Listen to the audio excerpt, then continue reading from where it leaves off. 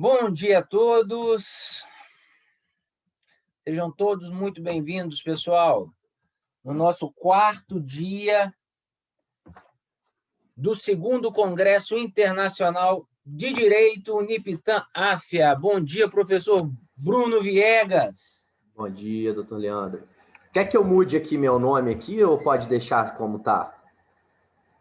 Repete, por favor. Quer que mude meu nome aqui, que ficou só Bruno, não tem problema não? Ou bota Do jeito que professor? você preferir. Se quiser colocar professor, não tem problema, não. Tá. Porque senão eu vou ter que sair e entrar de novo. Tem problema? Não precisa, não. Não precisa, Tá, não. então beleza. Maravilha. Ô, Leandro, vocês estão ficando com a câmera ligada o tempo todo, não tá tendo problema de sobrecarga, nada nesse sentido não, né? Mas eu tô cabeado, né? Eu também, eu acabei de puxar o cabo aqui e fiz Se for cabeado cabo, aqui. eu acho que não tem erro, não. Tá? Maravilha. Maravilha, eu queria ver se eu botava era um fundinho, um fundo aqui, porque aí Bom tiraria um dia a pouco a todos. claridade. Já temos aí 63 pessoas. Davi, Lucas, Maria Eduarda. Hoje nós teremos o ilustre professor PhD Fred Didier para falar de justiça multiportas. Rafael Lombardi, bom dia. Bom dia, pessoal, bom dia. Bom dia, Maria Clara, do primeiro período, representante de turma. Tudo bem?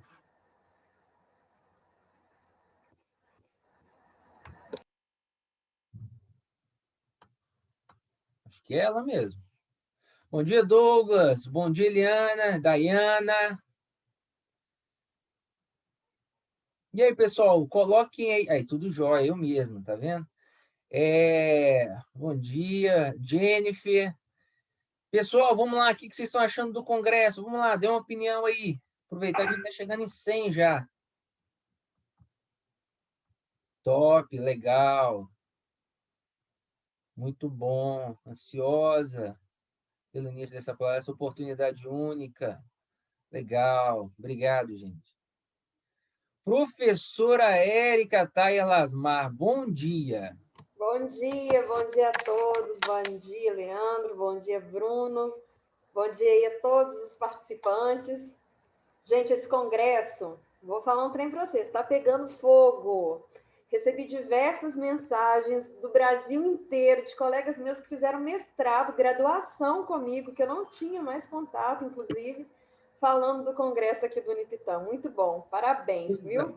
Ao Unipitã, à AFIA, ao coordenador Leandro, a todos os professores aqui, professor Todos Bruno. Tá demais. Parabéns.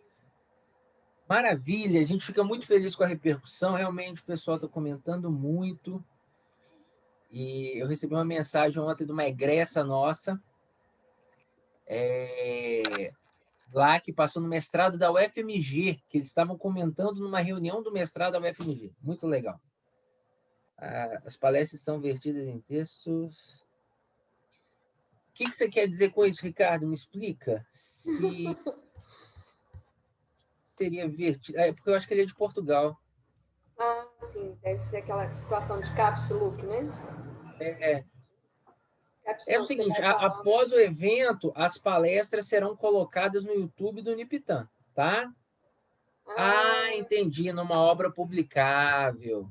Olha, é um caso a se pensar, a gente pode pensar nisso, né? Não tem nada definido, mas seria um caso a se pensar sim, tá bom? Top, excelente, parabéns, organizador. Érica. O que não impede, né, professor Leandro, que os nossos alunos transformem as palestras em artigos científicos para publicar, e vocês também aí de Portugal, né, utilizar, porque como as palestras serão colocadas depois no YouTube, fácil fazer uma transcrição e transformá-las em artigos científicos publicáveis. Pessoal, de onde vocês são? Vamos lá mais uma vez, adoro essa parte. Conta aí pra gente de onde que vocês são. Já passamos de 100 pessoas. Alta Floresta do Oeste, Rondônia, Redenção, Pará. Pato Branco, Paraná, São Vicente, Redenção, Marabá, Terrinha, Araguaína, Xinguara, BH, Porto Velho, Águas Vermelhas, Minas, olha que legal, Porto Velho. Oi, gente, muito bacana. Sejam todos muito bem-vindos. Tucuruí, por aí próximo a Marabá. Que legal. Sejam Itupiranga. Nossa, eu já pesquei muito Itupiranga. Eu ia para lá de 15 em 15 dias. Pato Branco, no Paraná. Pedral do Lourenço, viu, Joelson? Você deve conhecer. Coronel Vivida, Juiz de Fora, São João del Rei, Ouro Preto do Oeste. Poxa, muito legal. Sejam bem-vindos. Muito bem-vindos. Aí, tá vendo? Conheço muito lá. Lá é famoso. Iturama. Muito bacana.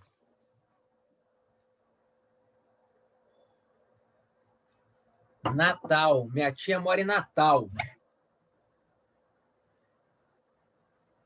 Praias lindas, né? Bom dia. Professor PhD Fred Didier, bom dia. Que satisfação. Tudo bem? O senhor me escuta bem? Bom dia. Eu escuto bem, escuto bem.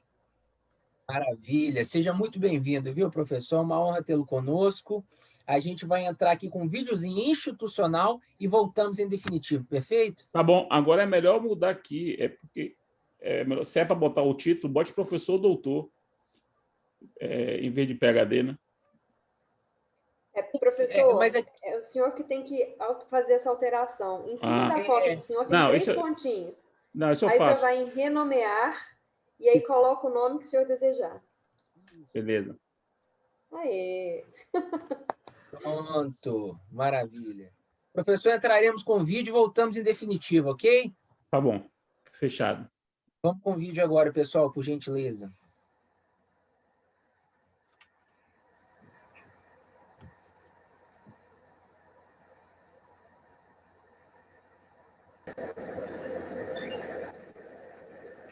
O que eu quero para o meu futuro é ser eu mesmo, fazer o que eu gosto.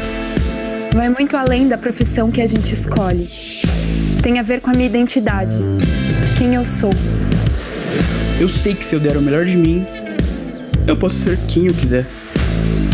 E fazer da minha paixão, da minha vocação, uma carreira incrível.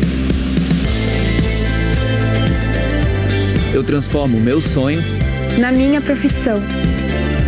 Chegou a hora de levar sua vida para onde você sempre quis. Faça a faculdade que você sempre sonhou. Seja o seu melhor. Inscreva-se agora no vestibular. Uniptan. O que eu quero para o meu futuro é ser eu mesmo, fazer o que eu gosto. Vai muito além da profissão que a gente escolhe. Tem a ver com a minha identidade, quem eu sou. Eu sei que se eu der o melhor de mim, eu posso ser quem eu quiser. E fazer da minha paixão, da minha vocação, uma carreira incrível. Eu transformo o meu sonho na minha profissão. Chegou a hora de levar sua vida para onde você sempre quis. Faça a faculdade que você sempre sonhou. Seja o seu melhor. Inscreva-se agora no vestibular. Uniptan.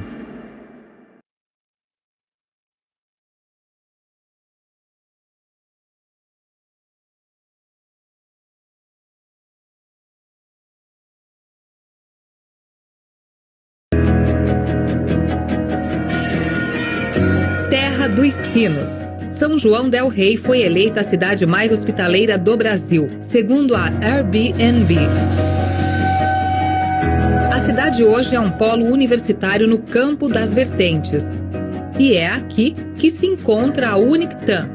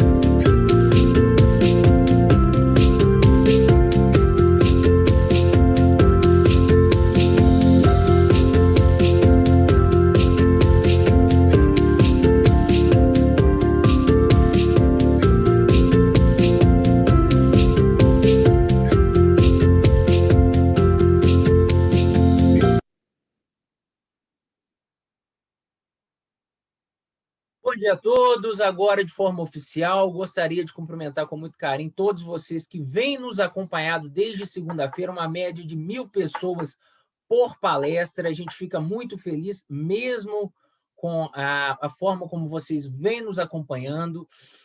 Gostaria de cumprimentar aqui também professora Érica, professor Bruno, de uma forma muito especial, professor Fred Didier, professor, assisto às aulas desde 2006 no LFG, tenho todos os seus livros, sou um grande fã, né? Então é uma honra inenarrável, eu que o considero o maior processualista civil do Brasil. Então, assim, muito obrigado de coração por estar aqui conosco. E é preciso frisar, pessoal, que o professor Fred Didier, ele não tinha agenda para estar aqui e conseguiu meia hora de horário para falar conosco entre dois compromissos. Então, ele irá palestrar por meia hora e depois, em razão de compromisso, ele terá que sair, tá bom?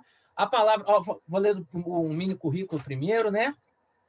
Mestre, doutor e pós-doutor, professor da Faculdade de Direito da Universidade Federal da Bahia, UFBA, advogado, consultor e parecerista, sócio da Didier Sodré e Rosa, advocacia e consultorias, membro de diversas academias, vou citar algumas, membro da Academia de Letras da Bahia, do Instituto Brasileiro de Direito Processual, do Instituto Ibero-Americano de Direito Processual, da International Association of Procedural Law, entre tantas outras. Então, professor, mais uma vez é uma honra, eu passo a palavra para o senhor e desejo uma excelente palestra. Bom dia. Bom dia, bom dia, bom dia, pessoal. É um prazer estar aqui. Eu que nunca fui a São João del Rei, presencialmente, fisicamente, chego a São João del Rei dessa forma. Então, sintam-se abraçados e abraçadas.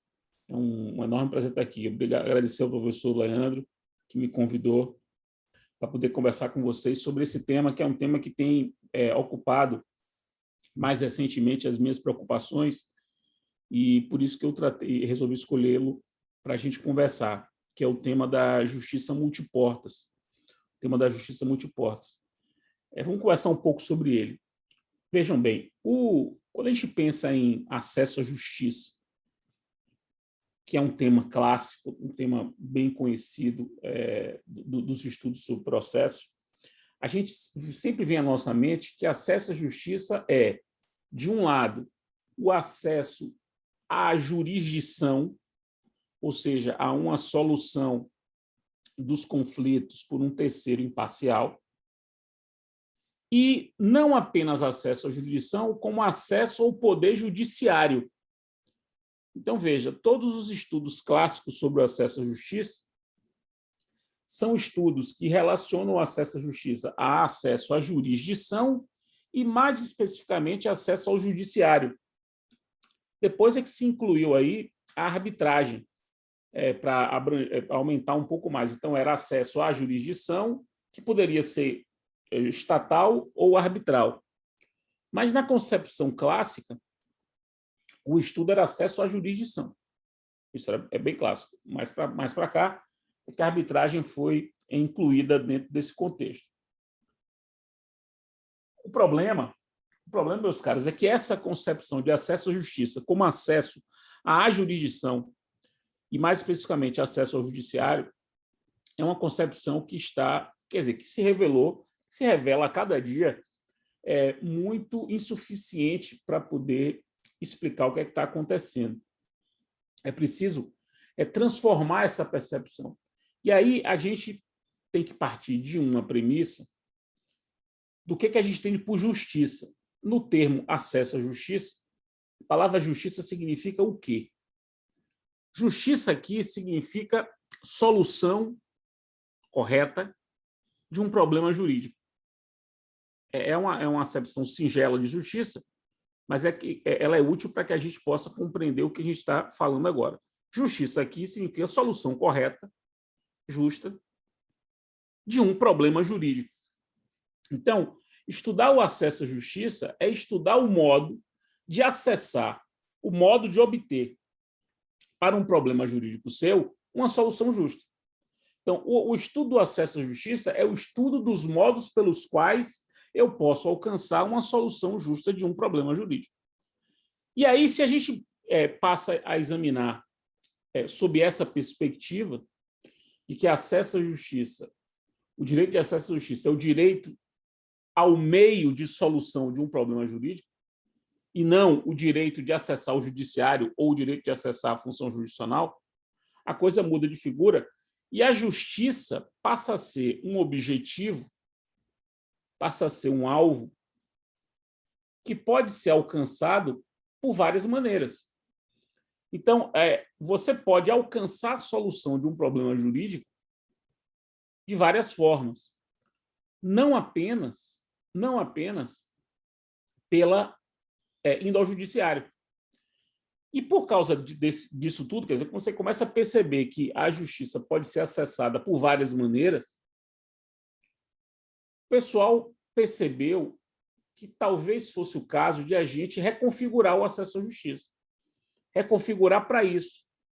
E aí surge, nesse contexto, uma expressão que é uma expressão muito interessante, porque ela é uma metáfora que explica bem, quer dizer, é uma metáfora que ilustra bem o fenômeno.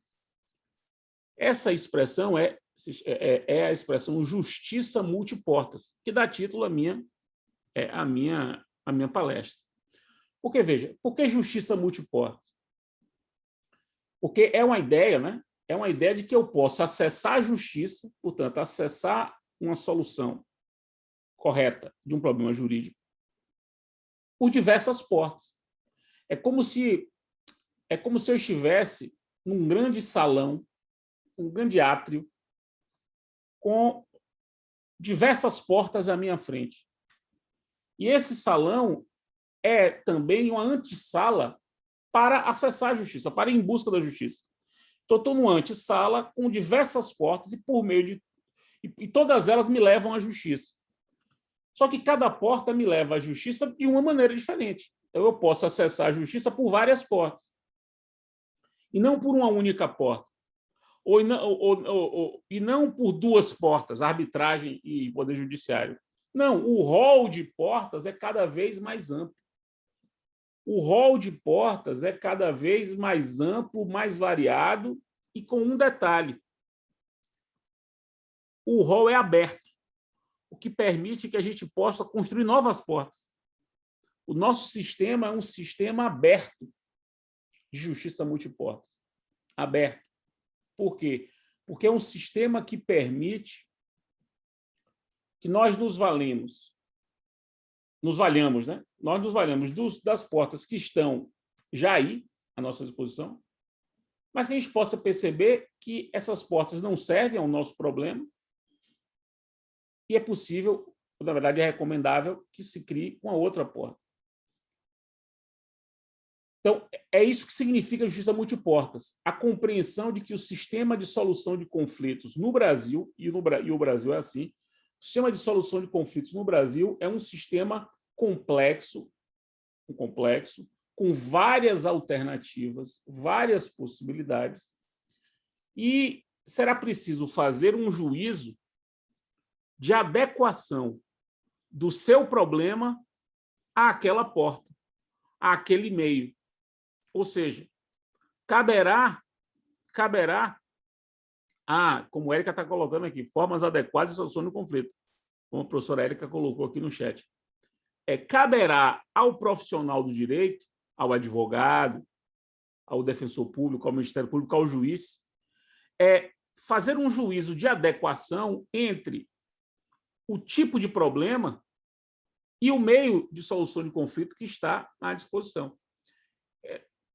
Claro que a jurisdição, como porta de acesso à justiça, ela tem a marca de ser adequada, em tese, para quase totalidade dos problemas. Ela é universal, digamos assim. Ela é tão universal quanto possível. Ela abrange a maior quantidade de problemas possível. Mas, e por isso, ela poderia ser adequada a quase todos eles. Só que o juízo não é só o de adequação em tese, tem que fazer uma adequação em concreto. O conflito surge e pode-se perceber que, para aquele caso, ir para o judiciário vai ser um enorme problema. É melhor encaminhá-lo para uma arbitragem, é melhor encaminhá-lo para um acordo, para uma negociação direta, para uma conciliação, para uma mediação. Então, é interessante, como eu falando para uma instituição de ensino tão grande como a Uniptan, perceber que a formação dos nossos alunos agora, em Direito, deve ser uma formação que lhes permita poder fazer esse juízo, ou estar habilitado a fazer esse juízo. Quando ele for procurado para a solução de um problema, ele poder refletir sobre qual é a melhor forma de resolver aquele problema. Eu, por exemplo, falei isso recentemente numa palestra, eu que me formei nos anos 90 e fiz faculdade, e fiz prática forense, na época se chamava prática forense, a disciplina prática. Em 95, eu me lembro que a prática forense era prática para demandar no judiciário. Ou seja, eu era treinado para demandar, inclusive eu ganhava pontos se propusesse ação.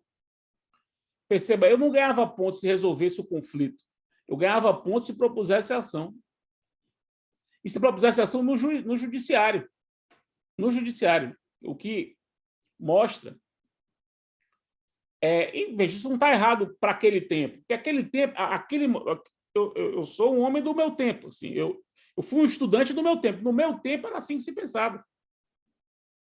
Não é que estava defasado, não é que estava defasado, é porque é assim que se pensava na época. Hoje não pode mais ser assim. Um curso de Direito hoje não pode preparar o aluno fazendo com que ele creia que ele será bem preparado se propuser ações no judiciário. Ele vai ser bem preparado se ele tiver aptidão para resolver os problemas, juridicamente falando. Então, esse é um ponto muito importante. E aí, esse sistema multiportas, ele é composto, e cada um classifica à sua maneira, né? Claro, porque como são muitas portas, e eu gosto de arrumar as coisas assim na minha mente, né? Eu optei por arrumar essas portas em basicamente 3 grandes grupos. 3 grandes grupos de porta, que têm naturezas distintas. O primeiro grupo é a das portas da heterocomposição. Quais são as portas? O que é heterocomposição? As portas em que pelas quais o conflito é resolvido por um terceiro, e não por um dos conflitantes. Um terceiro, ele vai e resolve o conflito. Tanto é hetero, que significa outro, né? Outro é uma composição feita por outra pessoa. Portanto, heterocomposição. Dentro desse grupo, composto pelas portas da heterocomposição, nós temos o Poder Judiciário, claro, e mesmo dentro do Poder Judiciário, a gente tem as varas comuns e os juizados, como se houvesse subportas, né? Ou portas dentro da porta do Judiciário. Nós temos a arbitragem, que é uma outra porta de heterocomposição. Nós temos os tribunais administrativos. O CAD, o Tribunal de Contribuintes, a CVM, o Tribunal de Contas, que são instâncias de solução por heterocomposição, mas no âmbito administrativo. Eles não exercem jurisdição, ou pelo menos não exercem jurisdição numa acepção tradicional de jurisdição. Mas eles exercem heterocomposição. A justiça desportiva é também uma instância de solução de um determinado tipo de conflito, que são os conflitos desportivos, e é uma solução por heterocomposição. Então, esse é o primeiro grupo, o grupo das portas de solução por heterocomposição. Mais uma consideração aqui dentro desse grupo. 2 considerações dentro desse grupo. A primeira consideração é que a tecnologia tem permitido que a gente crie portas de heterocomposição diferentes, como, por exemplo, tribunais online. Tribunais completamente online. Há exemplos, há casos na Ásia de tribunais completamente online, formas de solução online de conflito por heterocomposição. E uma outra observação que eu quero fazer é que existe uma uma figura que tem se desenvolvido muito no Brasil, que são chamados comitês de solução de disputa. Os comitês de solução de disputa, ou em inglês, os dispute boards, que são comitês criados em contratos de execução longa, de execução continuada, como contratos de infraestrutura, que são comitês criados pelo contrato para a solução das pequenas questões que surgem no decorrer da execução desse contrato.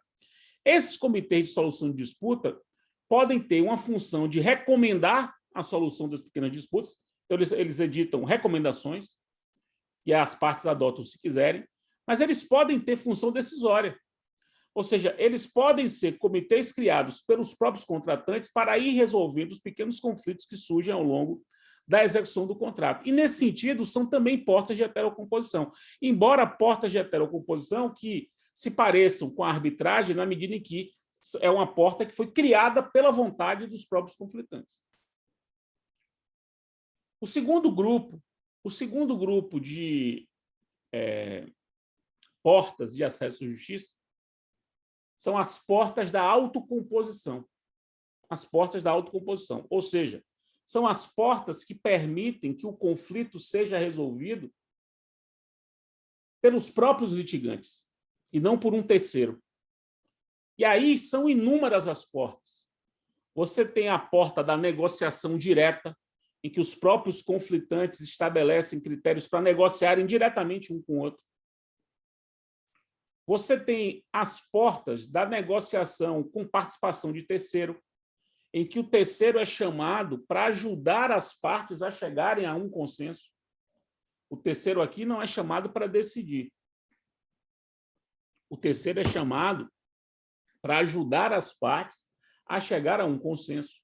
E aí nós temos a conciliação, nós temos a mediação, nós temos as técnicas de justiça restaurativa no âmbito criminal, nós temos os próprios dispute boards que eu mencionei aqui, que podem ter função de recomendação, portanto, função de orientação e não decisória, ajudando na autocomposição.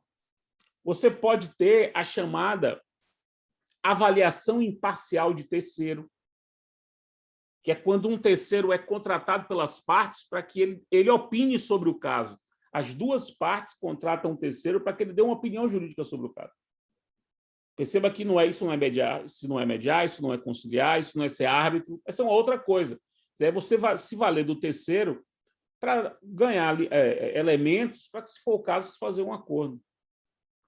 Aqui na Bahia, no Brasil de um modo geral, mas na Bahia de um modo especial, se tem utilizado muito as técnicas da constelação familiar, que é uma terapia que mistura algumas metodologias e que tem servido com algum êxito, sobretudo para questões familiares, para questões de solução de conflitos familiares.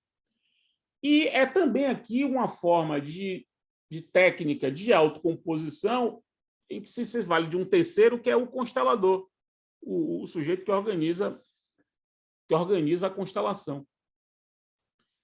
Dentro desse contexto, também aqui, a semelhança do que aconteceu com o primeiro grupo, a tecnologia tem cumprido um papel muito importante, porque a tecnologia tem permitido a criação de plataformas online de solução consensual de conflitos, como, por exemplo, o consumidor.gov.br, que é uma plataforma do governo federal, do Ministério da Justiça, que já existe há um certo tempo e que tem sido cada vez mais popularizada, de acesso gratuito e com uma possibilidade grande de solução, uma eficiência muito grande na solução dos conflitos. O Reclame Aqui, por exemplo, cumpre um grande papel. Recentemente, aqui em casa, nós estávamos com um problema com uma loja, nós compramos um pequeno móvel e aí pagamos, mas aí não tinha mais e a loja cancelou. E ela disse que a gente ficaria com um crédito lá. Eu não queria o crédito, eu queria o dinheiro de volta, porque eu não ia ficar. Por que eu vou gastar um dinheiro que não tem sentido? E a gente não conseguia esse dinheiro. Aí eu falei para a Renata, que é minha esposa, Falei assim, rapaz, vamos nos valer dessas plataformas. A gente se valeu do consumidor.gov.br e do Reclame Aqui, que é um site que cumpre o seu papel. Foi a gente dar a notícia do que aconteceu. 30 minutos depois, o conflito estava resolvido. Eu não estou exagerando. 30 minutos depois, o conflito estava resolvido. Quer dizer, aquilo que poderia ir para os juizados especiais. Poderia ir para os juizados. Já pensou? Você demandar os juizados para uma coisa que você pôde resolver. Como resolver? Porque é uma coisa muito singela. Certamente não houve má vontade da loja. Foi um procedimento equivocado. Quando ela percebeu o problema, resolveu imediatamente. É uma loja muito grande. Então, isso ajuda muito. Porque a solução consensual dos conflitos é hoje a solução prioritária no Brasil. Existe uma política pública nacional de estímulo à solução consensual dos conflitos.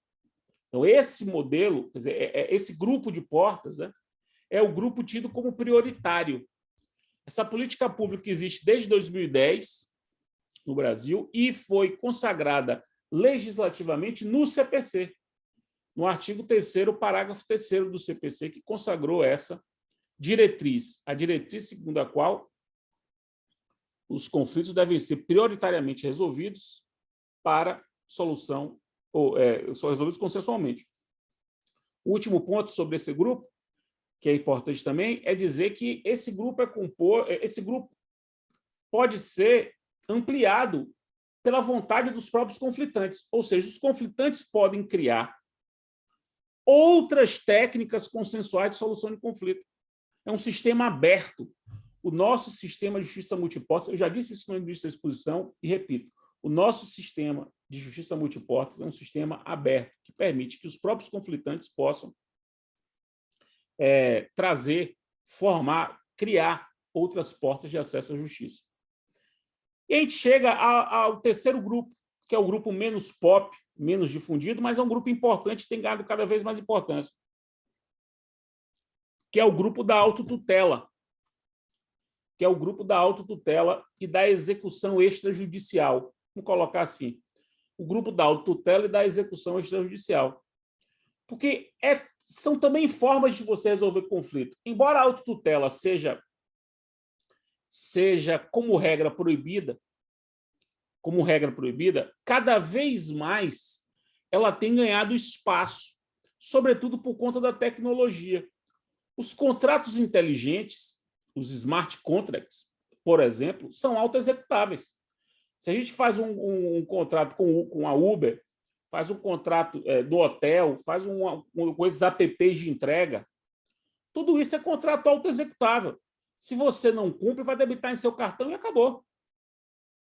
Já debita em seu cartão, ou seja, ele já executa você. Perceba, é um contrato que se executa. Um contrato que se autoexecuta eletronicamente significa um contrato que eu não preciso executá-lo judicialmente.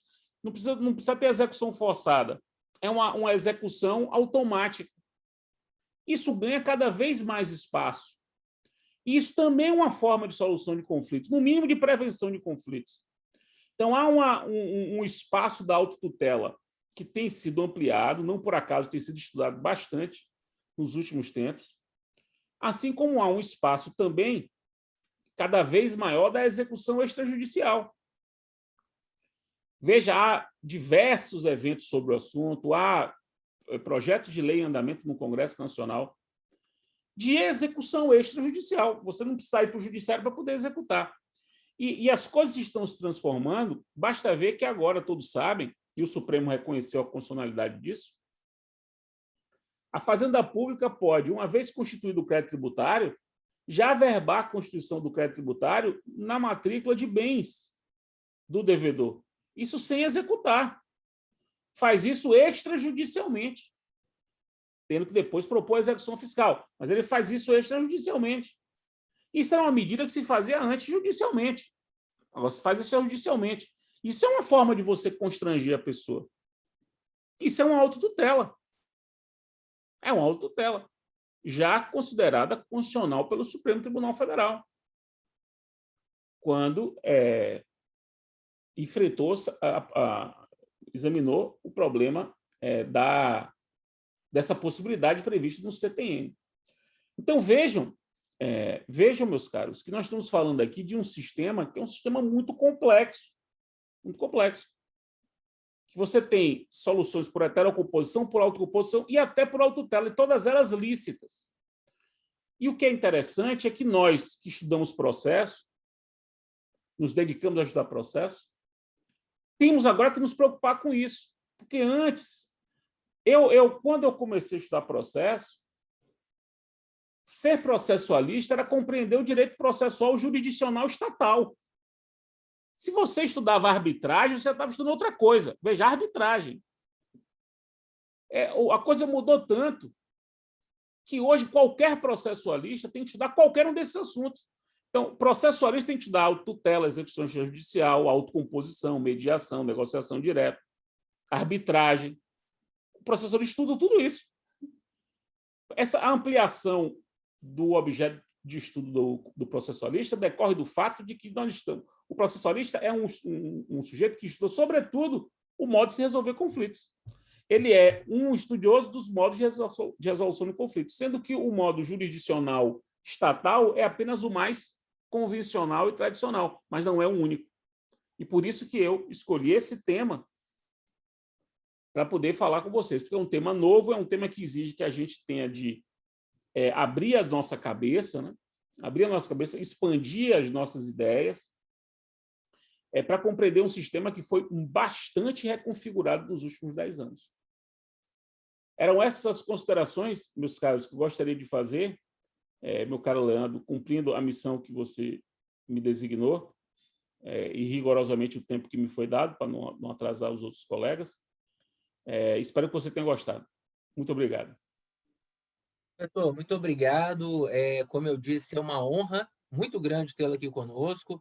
Eu acho que trouxe informações importantíssimas, um tema pujante, um tema intrigante, relevante, e a gente agradece muito, mas muito mesmo, a presença do senhor, tá? Agradeço a todos vocês que estiveram aqui, e agora a gente volta às 16 horas com uma outra palestra. Professor Fred, mais uma vez, uma satisfação, tá bom? Bom dia, obrigado, professor Fred. Valeu.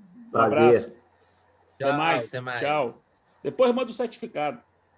Fechado, pode deixar. Um abraço.